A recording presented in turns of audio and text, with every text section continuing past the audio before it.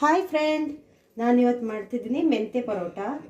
ಅದಕ್ಕೆ ಮೆಂತ್ಯ ಸೊಪ್ಪನ್ನು ತೊಳೆದು ಕಟ್ ಮಾಡಿ ಇಟ್ಕೊಂಡಿದ್ದೀನಿ, ಒಂದು ಕಟ್ಟು. ಇದನ್ನು ನನ್ನ ಮನೆಯಲ್ಲಿ ನನ್ನ ಮಕ್ಕಳು ನಮ್ಮ ಯಜಮಾನರು ಇಷ್ಟಪಟ್ಟು ತಿಂತಾರೆ, ಹಾಗಾಗಿ ಮಾಡ್ತಿದ್ದೀನಿ.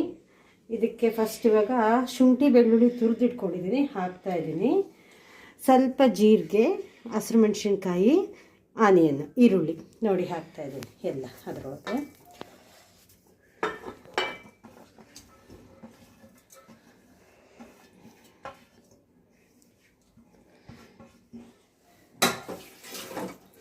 ನೆಕ್ಸ್ಟ್ ನಾನು ಎಷ್ಟು ಬೇಕಷ್ಟು ಎಲ್ಲ ಚೆನ್ನಾಗಿ ಮಿಕ್ಸ್ ಮಾಡ್ಕೊಬೇಕು. ಈ ರೀತಿ ಫಸ್ಟು ಈರುಳ್ಳಿ, ಶುಂಠಿ ಬೆಳ್ಳುಳ್ಳಿ ಪೇಸ್ಟು, ಆಮೇಲೆ ಜೀರಿಗೆ, ಉಪ್ಪು ಚೆನ್ನಾಗಿ ಮಿಕ್ಸ್ ಆಗ್ತದೆ. ಇವಾಗ ಗೋಧಿ ಹಿಟ್ಟು ಎಷ್ಟು ಬೇಕಷ್ಟು ಗೊತ್ತಾಗುತ್ತೆ. ನಾವು ಚಪಾತಿ ಹಿಟ್ಟನ್ನ ಯಾವ ಹದಕ್ಕೆ ಕಲಿಸ್ಕೊತಿದ್ದೀವಿ ಅದೇ ಹದಕ್ಕೆ ಕಲಿಸ್ಕೊಬೇಕು ಅಷ್ಟೇ, ಇನ್ನೇನಿಲ್ಲ. ಸ್ವಲ್ಪನೇ ನೀರು ಹಾಕ್ಕೊಬೇಕು. ಫಸ್ಟ್ ಈ ರೀತಿ ಸೊಪ್ಪು ಹಿಟ್ಟು ಎಲ್ಲ ಹಿಂಗೆ ಮಿಕ್ಸ್ ಮಾಡಿಕೊಡಿ, ಆಮೇಲೆ ಸ್ವಲ್ಪ ನೀರು ಹಾಕ್ಕೊಂಡ್ರೂ ನಡೆಯುತ್ತೆ. ನೋಡಿ ಈ ಥರ ಸ್ವಲ್ಪ ನೀರು ಹಾಕ್ಕೊಬೇಕು. ಇದಕ್ಕೆ ಮೊಸರು ಹಾಕ್ಕೊತಾರೆ.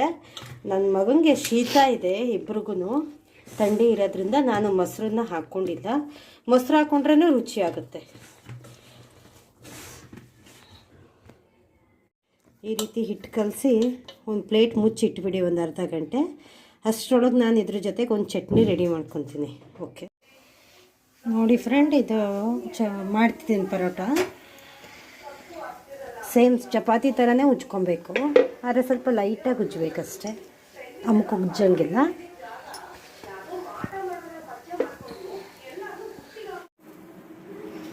ನೋಡಿ ಇಷ್ಟು ಅಗಲ ಉಜ್ಕೊಂಡಿದ್ದೀನಿ.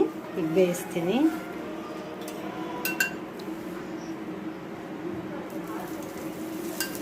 ಲೈಟಾಗಿ ಎಣ್ಣೆ ಹಾಕಿ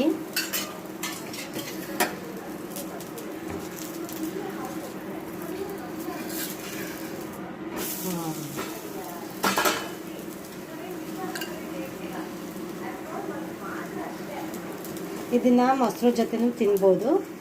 ನಾನು ನನ್ನ ಮನೇಲಿ ನನ್ನಿಬ್ಬರು ಮಕ್ಕಳಿಗೂ ಶೀತ ಇದೆ, ಹಾಗಾಗಿ ಮೊಸರು ಕೊಡ್ತಿಲ್ಲ.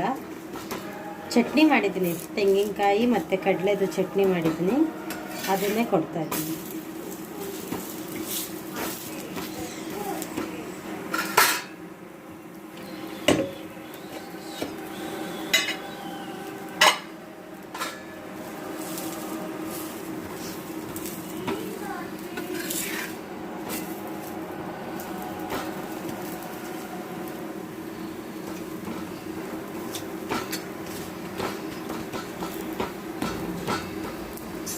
ತುಂಬ ಆರೋಗ್ಯಕರವಾದ್ದು, ಆರೋಗ್ಯಕ್ಕೂ ತುಂಬ ಒಳ್ಳೆಯದು.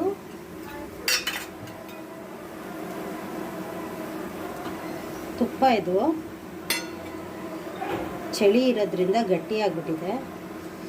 ಇನ್ನು ಸ್ವಲ್ಪ ಹಾಕಿದ್ರೆ ಓಕೆ, ಚೆನ್ನಾಗಿರುತ್ತೆ ಪರೋಟ ಮೇಲೆ.